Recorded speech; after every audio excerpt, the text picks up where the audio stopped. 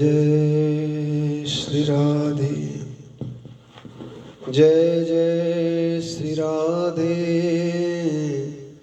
जय जय श्री राधे। राधा करावचित पल्लव बल्लरी के, राधा पदांक विलसन मधुर स्थली के, राधा यशो मुखर मत खगावली के, राधा विहार विपिने रमता मनो में। भक्त भक्ति भगवंत गुरु चतुर नाम बपुए, इनके पग वंदन किए नासत बिघन ने। हरिजुआन विराजिए कथा सुनो इतिहास, तुम श्रोता या माल के, तुम पद रज मम मात। तुम पीछे जो और हैं, श्रोता है रस खान, तिनके सकल मनोरथ पुरबों राधे श्याम। वांछा कल्पतरुभ्यश्च कृपा सिन्धुभ्यैव च, पतितानां पावनेभ्यो श्री वैष्णवेभ्यो नमो नमः।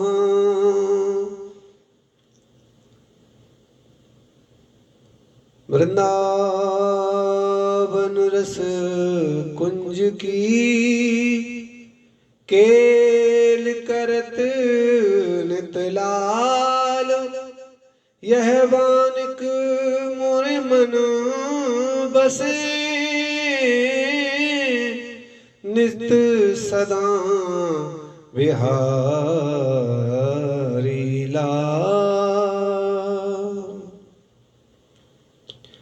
राधे राधे गोविंद गोविंद राधे, राधे राधे गोविंद गोविंद राधे, गोविंद राधे गोपाल राधे, राधे राधे गोविंद गोविंद राधे, राधे राधे गोविंद गोविंद राधे, राधे राधे गोविंद गोविंद राधे, गोविंद राधे गोपाल राधे, राधे राधे गोविंद गोविंद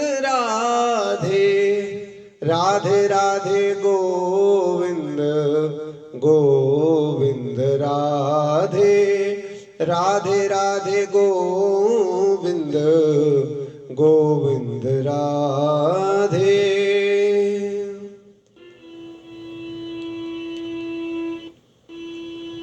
श्री राधा श्री राधा श्री राधा।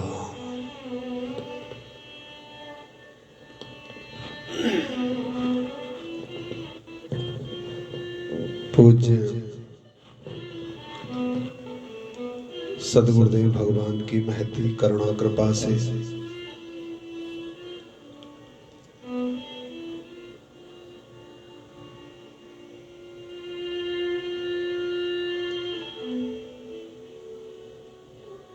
श्री धाम वृंदावन की पावन भूमि से, पावन धरा से भक्तिमती मीराबाई का जगत मंगलमय पावन करने वाला चरित्र कथन और श्रवण हेतु हम समुपस्थित हैं।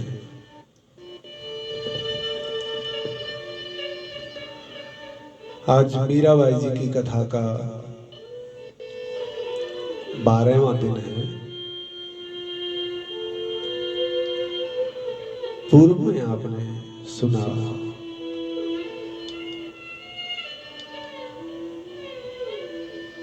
मीराबाई जी ने अपने ताऊ श्री वीरम देव जी से पुष्कर में प्रार्थना की, ताऊ जी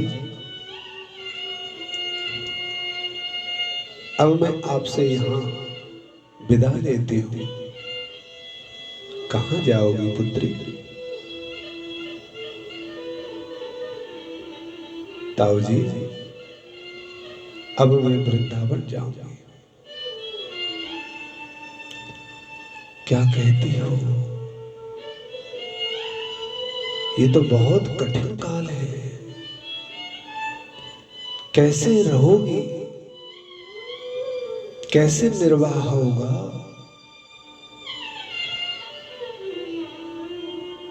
और रहना तो बहुत दूर, कब से मुगल हमारे पीछे पड़े हैं, वहां तक पहुंचना भी बहुत मुश्किल है।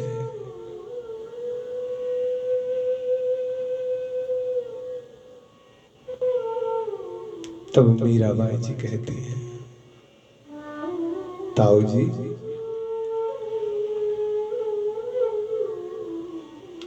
ये सुनते आए हैं जिनका कोई नहीं होता,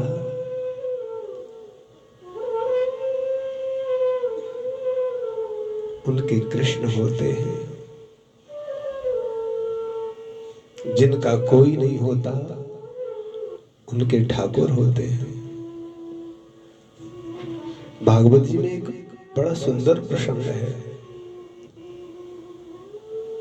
गजराज को प्यास लगी वन में,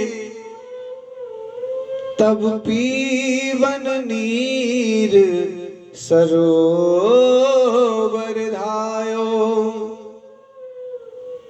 गजराज लग्या पीवन जल में, तब ग्राहन आय के पाम दबायो। जोर अटूट करे गजने, पर ग्राह के बल को पार न पायो।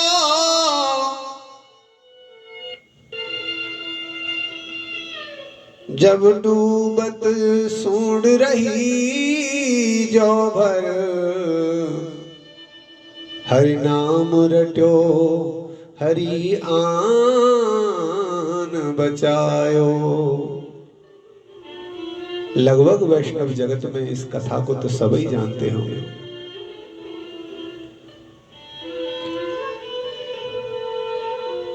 गजराज कहते हैं मैं नहीं जानता उस भगवान का नाम, मैं नहीं जानता उस ब्रह्म का नाम, मैं नहीं जानता उस सर्व शक्ति सामर्थ्यशाली ठाकुर का नाम। हे देव मेरी रक्षा करो। सब देवता कहते हैं मेरा नाम नहीं लिया, सब देव कहते हैं मेरा नाम नहीं लिया। जिस देवता को भी कहें, देवता कहते हैं मेरा नाम नहीं लिया। ठाकुर कहते हैं आखिर प्रार्थना तो कर रहा है, पुकार तो कर रहा है, दीनहीन तो है, असहाय तो है, और हृदय में उत्कंठा और भाव तो है, रक्षा की प्रार्थना तो है। देव कहते हैं हमारा नाम नहीं है। ठाकुर कहते हैं जब किसी का नाम नहीं है तो ये जो पुकार रहा है वो मेरा नाम है। इतना ठाकुर ने विचार, हो तत्काल मेरे श्याम सुंदर पहुंच गए, गजराज की रक्षा की। आहा, बाई जी कहती हैं, ताऊ जी जल के भीतर वो रक्षा करने वाला है, आकाश मंडल में वो रक्षा करने वाला है, पृथ्वी पर भी वही रक्षा करता है। पर बेटी इन यवनों से, इन दुष्टों से कैसे पार पाओगी?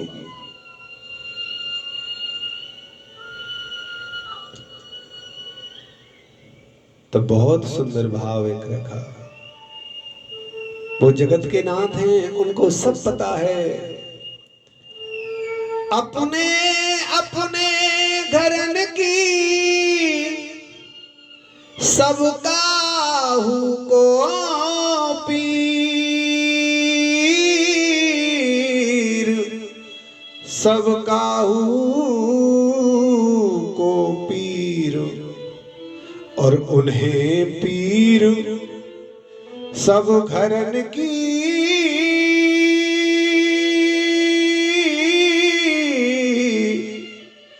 धन्य धन्य यदुवीर, उन्हें पीर सब उरन की। धन्य धन्य यदुवीर। मीराबाई जी कहती हैं, दादा आप घबराओ मत,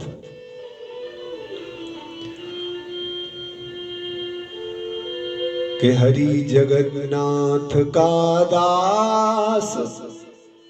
विश्वास तो होना चाहिए ठाकुर पर, वो आएंगे वो आएंगे वो आएंगे, विश्वास होना तो चाहिए।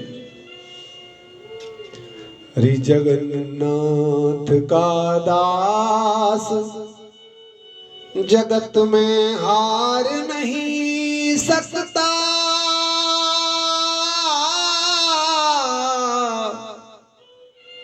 जिसका रक्षक है गोपाल, उसे कोई मार नहीं सकता, कोई मार नहीं सकता। बीरम देव जी को बहुत समझाकर मीराबाई जी ने विदा मांगी, और भरे हुए हृदय से, टपकती ही आंखों से अंतिम बार हृदय से लगाकर बेटी से कहा, बेटी काश प्राण दे करके भी तेरी रक्षा कर पाता।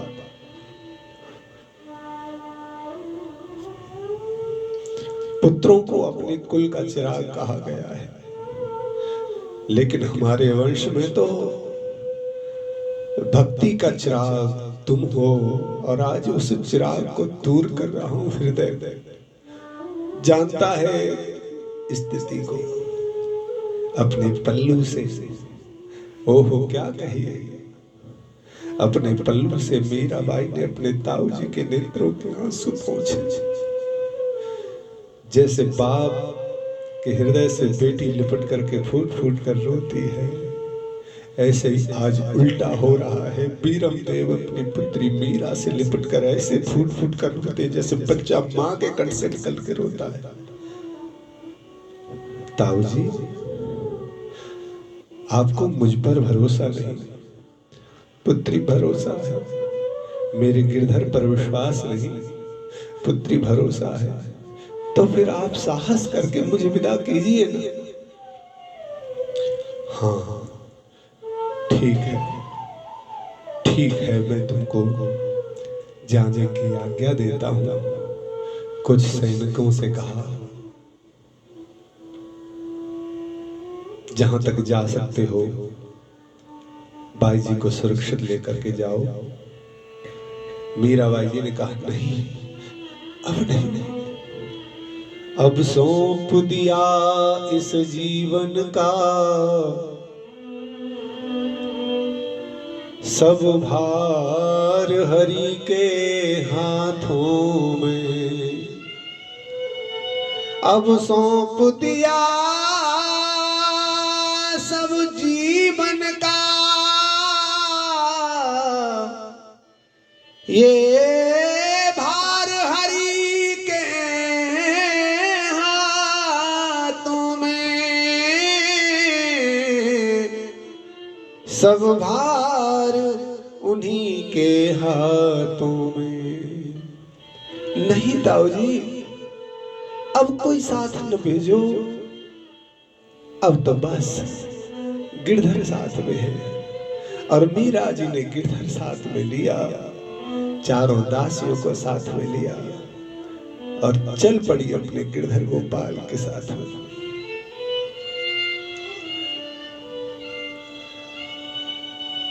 बता दो कोई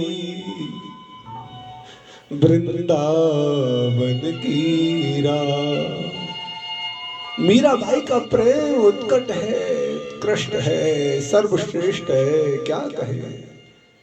मीराबाई कुछ देर चलती है, आगे से मार्ग में कोई आता है, पूछती है भैया वृंदावन कितनी दूर है। ओहो भाई जी, अभी और चलना पड़ेगा, और चलना पड़ेगा, और चलना पड़ेगा। बता दो कोई वृंदावन की राह, वृंदावन की राह,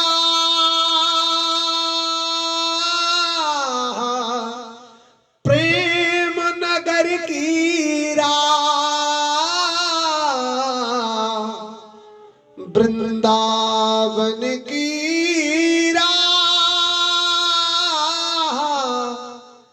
प्रेम नगर की राह, प्रेम नगर की राह। बता दो कोई वृंदावन की राह। मेरे हरि तुम सर्वस प्यारे, कब मैं पहुंचूं द्वारे। मेरे हरि तुम सर्वस प्यारे, कब मैं पहुंचूं द्वार तिहारे। पहुंच लतन और सघन कुंजन में, देखूं ये मन चाह। बता दो कोई वृंदावन की राह। मार्ग कठिन गैल नहीं संबल, मार्ग कठिन गैल नहीं संबल। दुख की ना परवाह, दुख की ना परवाह। कंकड़ कांटे, कंकड़ कंटक नाम ना जानू। प्रेम मिलन की राह, कृष्ण मिलन की चाह। बता दो कोई वृंदावन की राह। देखते देखते देखते देखते तो चलती जा रही है। संध्या का समय होता है, किसी गांव में पहुंचते हैं।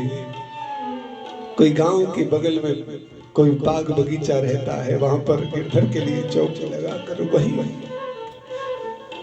एक शाम तो हो गई, न वृंदावन आया, न कृष्ण का दर्शन पाया। फिर दूसरे दिन चली। महाराज क्या कहिए, मीराबाई जी का चरित्र महाराज एक चरित्र नहीं है, बहुत विशाल अद्भुत दर्पण है। खुद को देखने का कितना बड़ा मौका है। कैसे कहा जाए,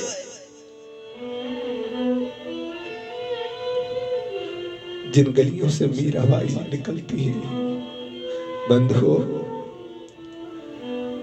उन गलियों के छज्जों पर माताएं खड़ी होकर देखती हैं। मीरा धीरे धीरे चुपके से नहीं रोती है, दाढ़ मार के रुकती है। गिरधर गोपाल चीख पुकार करके रोती है। बड़ी मुश्किल से धीरज बधा करके गोपियां, उनकी दासियां साथ में निकालती हैं। भाई साहब धैर्य धारण कीजिए, बस पहुंचने वाले हैं। हो गलियों गलियों में कोलाहल हो जाता है। मीराबाई जिस गली से निकल जाती है उस गांव में चर्चा होती है। दीवाने तो बहुत देखे, परवाने तो बहुत देखे, प्रेम में डूबे हुए तो बहुत देखे, लेकिन इस मस्तानी मीरा जैसा कोई नहीं दिखा। ओहो मिलत एक दारुण दुख देई, और विछुरत एक प्राण हर लेई। कोई कोई तो ऐसा है, जब वह आता है तो ऐसी पीड़ा होती है, हे ठाकुर ये क्यों आ गया, हे प्रभु ये क्यों आ गया। दारुण दुख, दुखदाता हो जाता है, वो दुखदातार हो जाता है कोई कोई आकर। और कोई कोई भगवतीय भाव से युक्त, भगवतीय प्रेम से युक्त, कोई कोई प्रेम से शराब और वैष्णव प्रियजन जब जाता है तो प्राण निकलते हैं।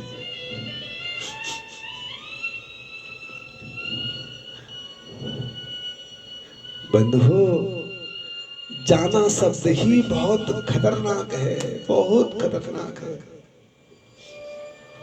मीराबाई चलती है, रास्ते में कंकड़ है, कांटे हैं, ऐसे मोटे मोटे छाले पड़ गए पैरों में। छाले पड़ जाते हैं फिर फूट जाते हैं, छाले पड़ जाते हैं फिर फूट जाते हैं। एक दिन तो चारों दासियों ने मीराबाई जी को कस के पकड़ा। भाई साहब आज हम प्रार्थना नहीं करेंगे, आज हम आपसे जिद करेंगे। अरे क्या हुआ, क्या जिद है तुम्हारी, तुम भी अपनी जिद करो। नहीं भाई साहब,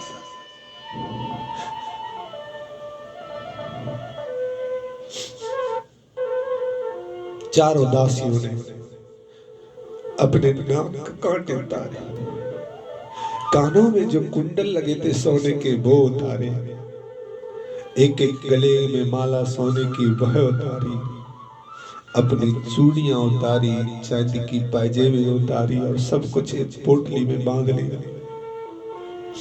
और कहती है भाई साहब विनती है हमारी। अरे क्या कहना चाहती हो, हम अपने सारे आभूषण बेचकर आपके लिए एक वाहन की व्यवस्था करती हैं, आप मना मत कीजिएगा। अब हमसे आपकी यह दशा देखी नहीं जाती है, हृदय फटता है हमारा। किसी वाहन में बैठी है। हे ठाकुर क्या कहती हो, क्या कहती हो। वृंदावन जाने के लिए मैं किसी वाहन का प्रयोग करूंगी, ठाकुर से मिलने के लिए किसी सवारी का नहीं, कृष्ण से मिलने के लिए तो मुझे ऐसे ही जाना पड़ेगा। ये छाले नहीं है, ये प्रेम का प्रसाद है। पगली किसी किसी के भाग्य में होता है, बहुत समझाने पर भी नहीं समझ में आता है। जहां रुकती हैं उस पेड़ से कमर लगा करके बस हे गोपाल, हे गिरधर गोपाल। मीराबाई को रोता हुआ देख, जिस गांव से निकलती है उस गांव की पानी की पनिहारें आपस में बात करती है, बहन ये कैसी परम भक्त है, कैसी विरली भक्त है, इसका तो दर्शन देखा नहीं जाता। अपने घड़ाओं को, अपने जो मिट्टी के पात्र हैं उन घड़ाओं को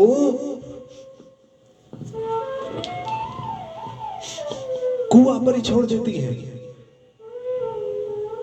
और देखो जिस रास्ते से मीराबाई गुजरती है उस रास्ते को साफ करती है, रास्ते को साफ करती है। उस समय पर कुछ मुसलमानों का भी शासन आ चुका था, तो राजस्थान को घेरने के लिए कुछ गांव में मुगलों की बस्तियां बस रही थी। उन बस्तियों से भी मीराबाई को निकलना होता था।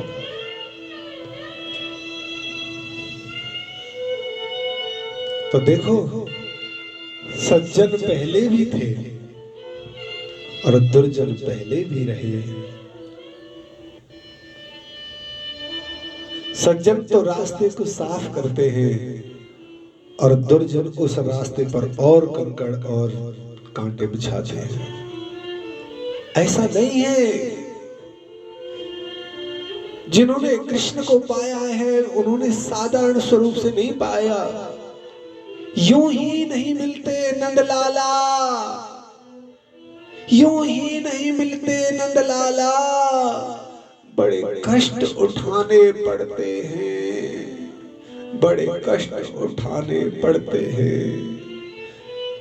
पल पल पर तड़पना पड़ता है, पल पल पे बिलखना पड़ता है, बड़े अश्क बहाने पड़ते हैं।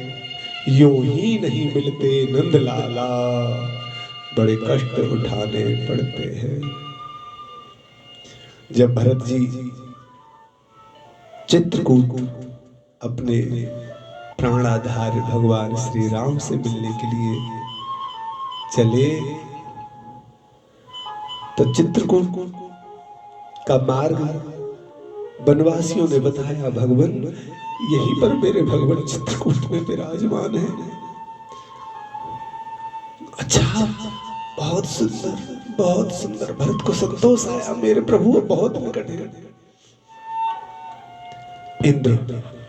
इंद्र को पता चला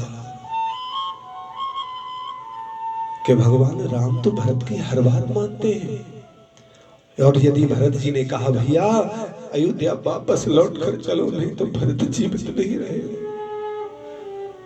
तो भगवान राम अपनी सौगंध तोड़ देंगे, लेकिन भरत की प्रार्थना ठुकरा नहीं सकते।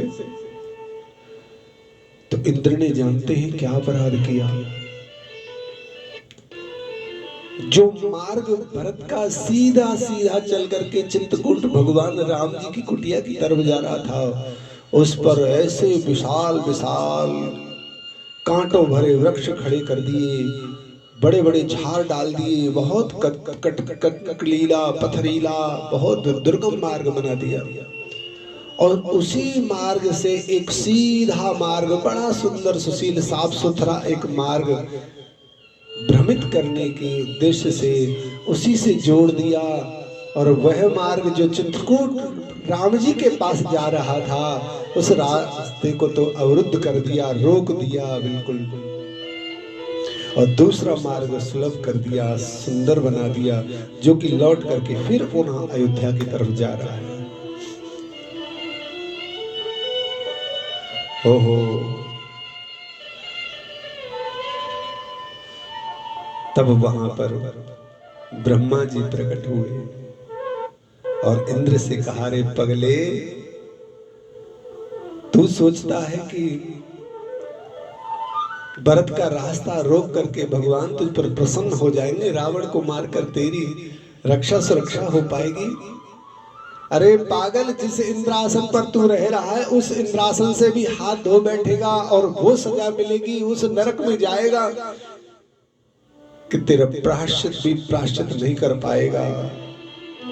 क्या कहते हो, तू जानता नहीं है? राम तो केवल राम है, राम के प्राण भरत हैं, तू राम के प्राण को छेड़ रहा है, उनकी सेवा में विक्षेप डाल रहा है। तूने यदि भरत को दुख पहुंचाया तो सीधे राम को दुख पहुंचेगा। तूने एक क्षण भी राम के और भरत के मिलने में यदि बाधा डाली, सोचो ब्रह्मा जी कहते हैं इंद्र से, तूने राम और भरत के मिलने में एक क्षण की भी बाधा डाली तो जितने तेरे शरीर में रोमकूप हैं, इन रोम जितने हैं उतने ही वर्षों तक तू नरक का दुखद भोगेगा। हे ठाकुर, ये तो बहुत बड़ी भूल हो गई, मुझसे बहुत बड़ा अपराध हो गया, अब मैं क्या करूं? मार्ग को ऐसा कर दो, ऐसा मार्ग कर दो कि तेरी प्रार्थना बहुत जल्दी प्रशमन हो जाए। महाराज तत्काल इंद्र ने अपनी सामर्थ्य से सब रास्तों को सही किया और उस रास्ते पर जहां से भरत राम जी से मिलने जा रहे हैं उस तक ऐसी सुंदर औषधि युक्त पुष्पों की जयमाला बिछाई कि भरत जी जब लेट लेट कर चलते हैं तो जो भरत जी के छाले पड़े थे, कंकड़ों से पांव फूटे हुए थे, शरीर में कांटे कंकड़ सब लगे हुए थे, वो ऐसा निर्मल और सुकोमल अंग हो गया, उसमें से खुशबू आने लगी।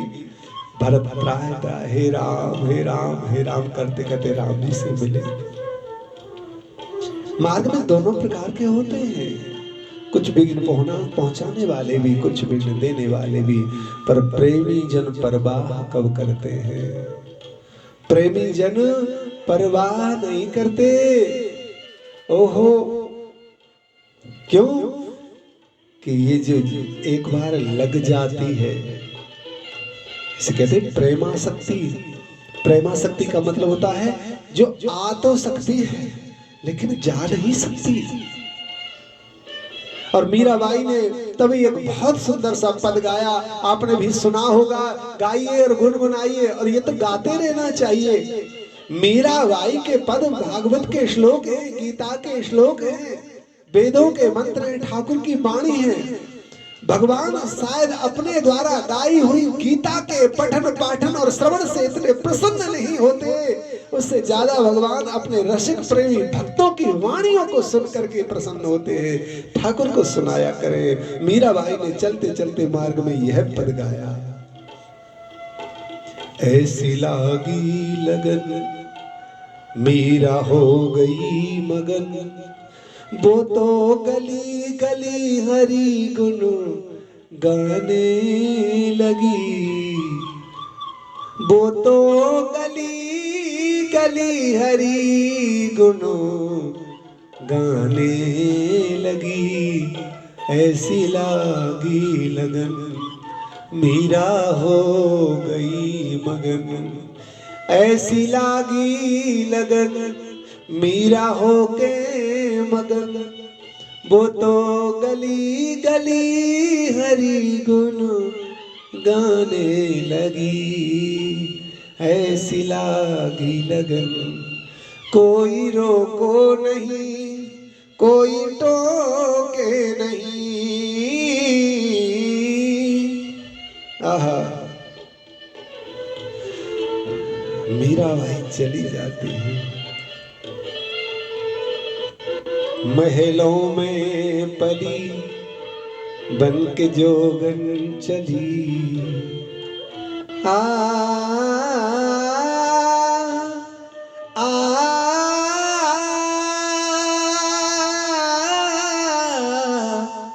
ओ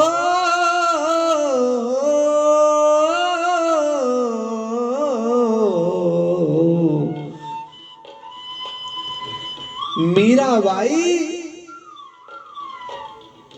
आप जानते हैं राजघराने की इकलौती बेटी है कि महलों में पली बन के जोगन चली, मीरा रानी दीवानी कहाने लगी, मीरा रानी दीवानी कहाने लगी, ऐसी लागी लगन मीरा हो गई मगन, वो तो गली गली हरि गुण गाने लगी, ऐसी लागी लगन। हो दुख लाखों सहे जब जीवन में दुख आता है तो सबसे पहले क्या करता है मन? न कभी मंदिर जाना, न कभी माला करनी, न कभी ठाकुर सेवा करनी, न कभी कथा में जाना, न सत्संग में जाना, बस दुख मनाना और एक दूसरे को बताते रहना, मैं हाय मैं लुट गया, हाय मेरे साथ ये हो गया, हाय मेरे साथ अमुक ने ऐसे कर दिया। लेकिन नहीं, सहना ही प्यार की पूंजी है,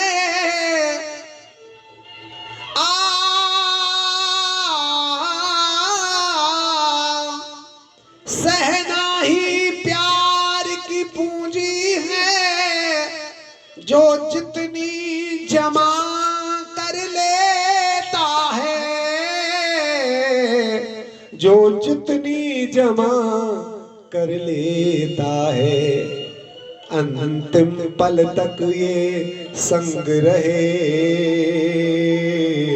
अंतिम पल तक ये संग रहे, वो उतना मजा ले लेता है, वो उतना ही सुख लेता है।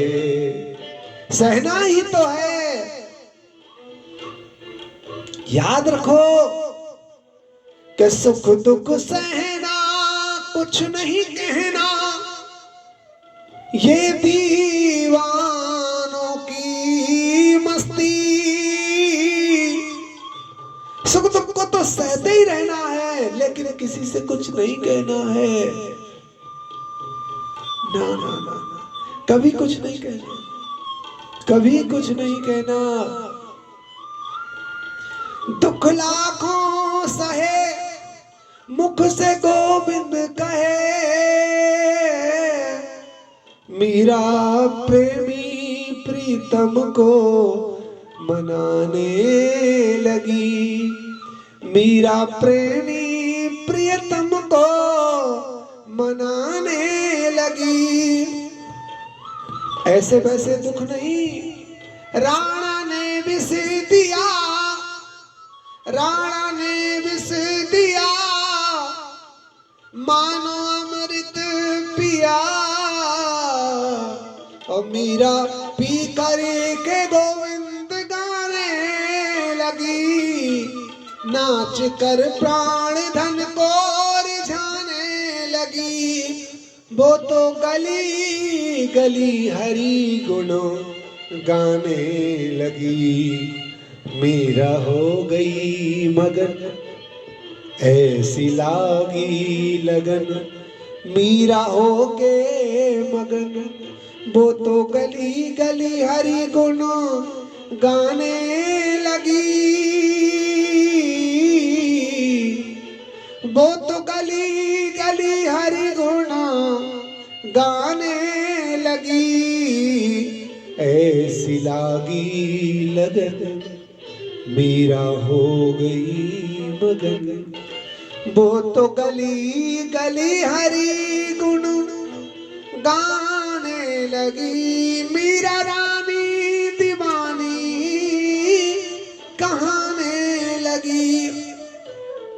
कि कोई रोको नहीं, कोई टोको नहीं, कोई रोको नहीं, कोई टोको नहीं, मीरा सब तज के ब्रज आज जाने लगी, मीरा सब तज के ब्रज को जाने लगी। बैठी संतों के संग, हो बैठी संतों के संग, रंगी प्रियतम के रंग, रंगी मोहन के रंग, अब तो सागर में सरता समाने लगी, हो अब तो सागर में नदियां समाने लगी, अब तो सागर में गंगा समाने लगी। वो तो गली गली हरि गुण गाने लगी, मीरा रानी दीवानी कहाने लगी, मीरा प्रियतम प्रभु को मनाने लगी, ऐसी लागी लगन मीरा हो गई मगन, ऐसी लागी लगन मीरा हो गई मगन। वो तो गली गली हरि गुण गाने लगी, ऐसी लागी लगन, ऐसी लागी लगन। आहा, ओहो, अपनी चारों दासियों को साथ में लेकर मीराबाई जी, पहले उजाले की व्यवस्था तो थी नहीं, तो दिन में दोपहरी हो जाती है, सुबह चलती हैं, बीच बाग में बगीचे पेड़ के नीचे रुक जाती हैं, शाम को चलती हैं, किसी मंदिर धर्मशाला आदि में रुक जाती हैं। आज भी बहुत से गांव में वो जगहें बड़ी पावन और पवित्र हैं, आज भी पूजी जाती हैं, जहां रात्रि को विश्राम करके मीराबाई ने अपने गिरधर गोपाल को छाती से लगा करके आंसू बहाए।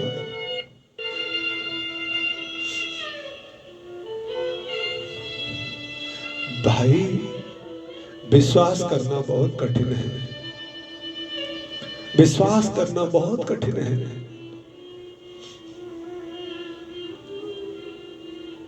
एक जगह हम राजस्थान में कथा करने के लिए गए, तो हमने किसी से पूछा, भैया ये वृक्ष क्यों गीला गीला सा दिखता है? उन्होंने बड़ी गजब की बात बताई। कहते, महाराज, जब पुष्कर से हमारी बाई ब्रज के लिए गई थी, तब इस वृक्ष के नीचे बैठकर उन्होंने विश्राम किया था। हृदय से लगाकर गिरधर गोपाल को खूब करुण पुकार की और रोई। उनके इस विलाप और करुण क्रंदन को देख करके ये वृक्ष भी नहीं रह पाए, ये भी उस विरह की पीड़ा को नहीं सह पाए। देखो भाई,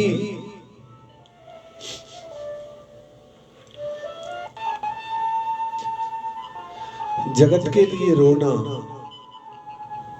एक दुखदाई है, लेकिन प्रभु के लिए रोना ये बड़ा सुखदाई है। ये जड़ों में भी चैतन्यता डाल देता है। इसलिए ये विरह, ये प्रेम के अश्रु, ये तो रसिकों की संपत्ति है। देखो भाई, चाहे धन को लुटा देना, सब कुछ चले जाने देना, लेकिन आंसुओं को मत जाने देना। ये आंसू हमारा साथी है, ये आंसू हमारे संगी हैं।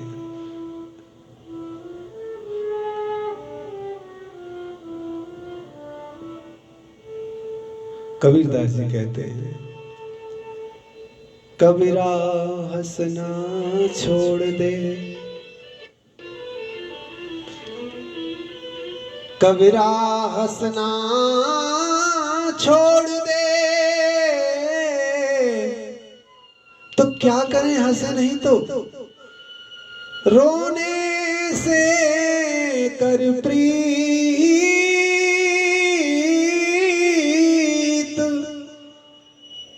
अरे हंसना छोड़ देंगे और रोना प्रारंभ कर देंगे तो उससे हासिल क्या होगा, क्या मिलेगा? कि जिन रोया तिन पाया, प्रेम प्यारा मीत, प्रेम प्यारा मीत। किसी को भी देख लो, तुलसीदास को देख लो, रो रो करके नदी भर दी। सूरदास जी को देख लो, रो रो करके गिरिराज गीला कर दिया। मीराबाई ने रो रो करके दीवाले गिरी कर दी। चेतन महाप्रभु जी ने रो रो करके बंगाल बहा दिया प्रेम में। ध्रुव और प्रहलाद ने कम रुदन किया। महाराज, सब कुछ इकट्ठा कर लेना, लेकिन 2 बूंदें आंखों में भी इकट्ठी कर लेना कृष्ण नाम की। बहुत कुछ खर्चा कर लिया, अब 2 बूंदे इन आंसुओं की भी खर्च कर लो मेरे गोविंद के चरणों के ऊपर। किसी की रसिक की वाणी को सुनकर हृदय में उद्गार उठे, समझ लो ठाकुर तुम्हें देख रहे हैं।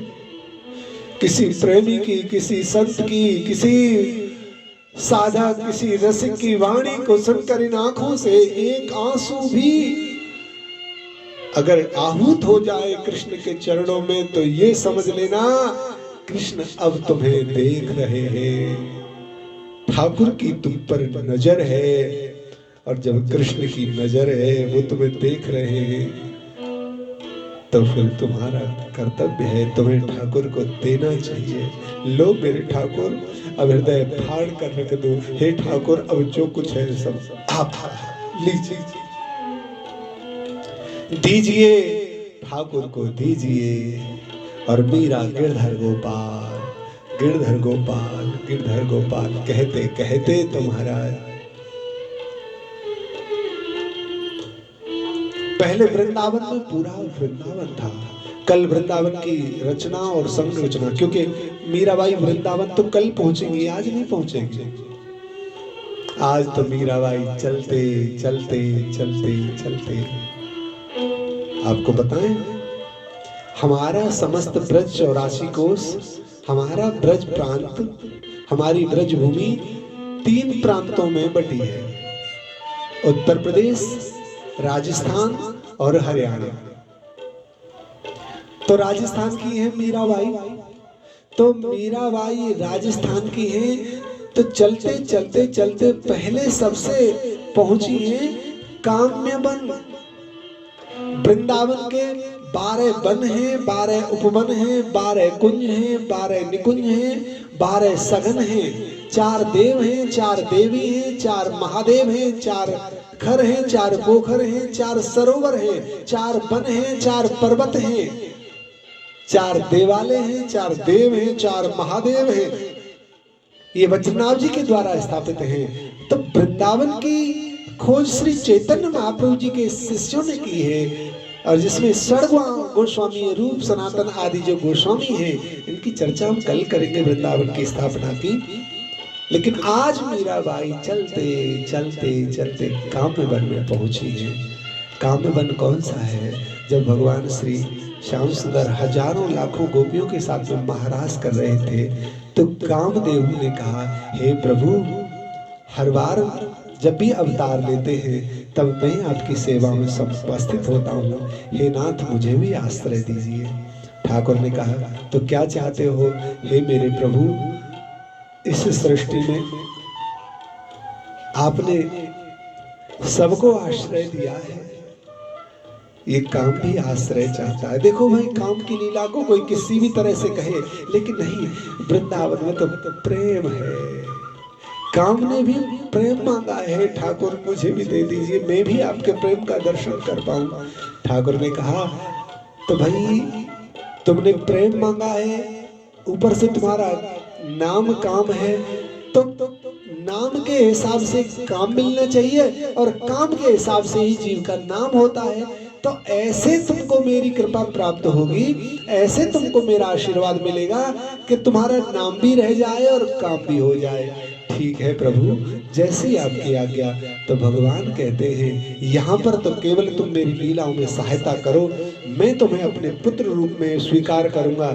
जब मैं अपने परिवार के सहित में 16,108 पत्नियों के साथ में द्वारका में वास करूंगा, तब तुम मेरा पुत्र बन करके आ जाना। वहां पर काम लीला भी होगी और लीला भी होगी। जी भगवान, जैसी आपकी आज्ञा। तो अब मेरे लिए क्या आज्ञा है भगवान? तब ठाकुर कहते हैं, अब तुम यहाँ काम में वन में रहो, कामा में रहो, ब्रज की सीमा में रहो। मेरी भूमिका क्या है मालिक? मेरा काम क्या है? भगवान श्री कृष्ण कहते हैं, मेरे प्रेमियों को काम सताए ना, मेरे साधकों को काम त्रस्त ना करे, परेशान ना करे। तो भगवान मेरा काम क्या है? तब ठाकुर कहते हैं, ब्रज भूमि में पांव रखते ही लोगों के काम बन जाएं, इस काम तुमको आना है प्रेमियों के।